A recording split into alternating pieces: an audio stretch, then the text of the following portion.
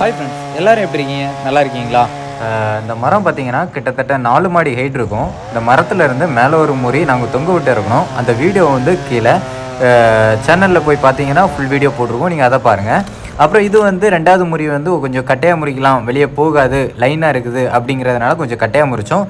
கட்டையாக முறித்து நம்ம தூக்கி போடும்போது கொஞ்சம் கஷ்டமாக தான் இருந்துச்சு. ஏன்னா காலில் கிட்டி கட்டலை, அப்படிங்கும்போது கொஞ்சம் கஷ்டமாக தான் இருந்துச்சு. ஆனால் பரவாயில்ல, தூக்கி போட்டதும் வெளியே போயிடுச்சு.